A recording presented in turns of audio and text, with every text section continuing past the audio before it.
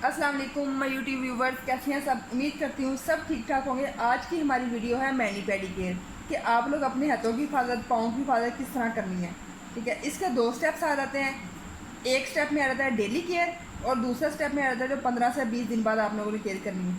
ठीक है, daily care में ये है कि हर रोज़ आप लोगों ने अपने हाथों और पाँव को अच्छी तरह किसी भी साबुन से या किसी भी फेस वॉश जो आप लोग यूज़ करते हैं उससे धोना है। उसके बाद आप लोगों ने कोई भी अच्छा मॉइस्चराइज़र लेना है और उसको अपने हाथों पाँव पे अच्छी तरह लगा लेना है। लगा के अच्छी तरह मिक्स करके फिर आप लोगों ने सो जाना है। ठीक है, चलिए जी। दूसरा स्टेप ये है कि दूसरे स्टेप में आप लोगों ने करना है, कोई भी टूथपेस्ट ले लेनी है। मैं यहाँ पे कोलगेट यूज़ कर रही हूँ, आप लोग कोई भी जो आप लोग यूज़ करते हैं वही कर ले जाए जो घर में होगी।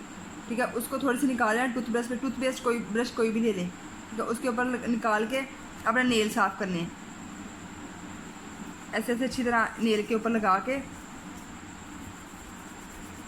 और अच्छी तरह इनको साफ़ कर लेना 10 से 5-10 मिनट अच्छी तरह, ताकि जो मैल के चेहरा जो नेल गंदे हुए हैं वो अच्छी तरह साफ़ हो जाए। ये देखिए,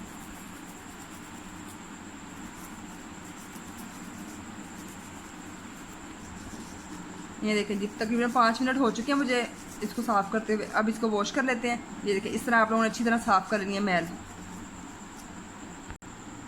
ये देखिए जी, इस तरह अच्छी तरह साफ़ कर लेने हैं। ये देखिए मेरे नाखून इसकी निस्बत ये नेल्स देखें और ये देखिए ये कितने साफ़ हो गए। ठीक है, उसके बाद आप लोगों ने क्या करना है, गर्म पानी लेना है। ठीक है, किसी बाउल में, किसी जहाँ जिसमें आप लोग अपने पाँव डिप कर सकें।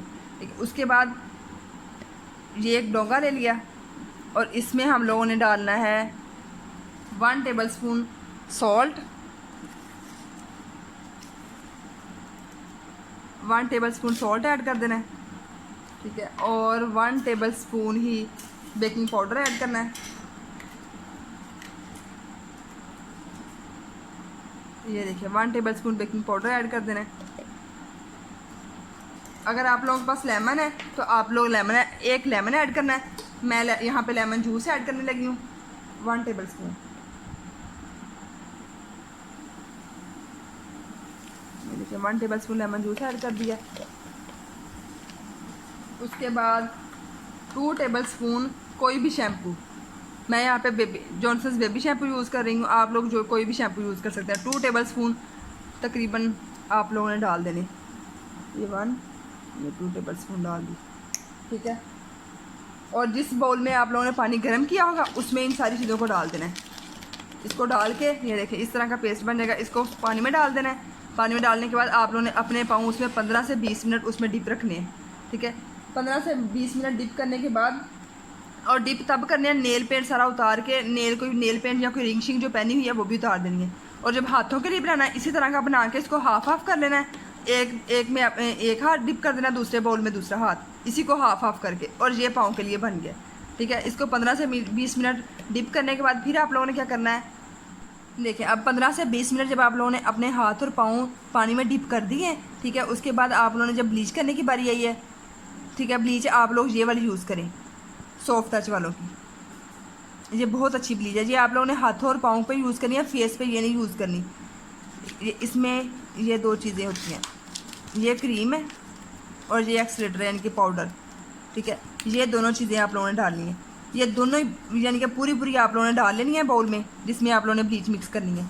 और ये मिक्स करने के बाद इसके अंदर 2 टेबलस्पून कोई भी आप लोग लोशन ऐड कर लें, चाहे बेबी लोशन या कोई भी लोशन आप लोग ऐड कर लें।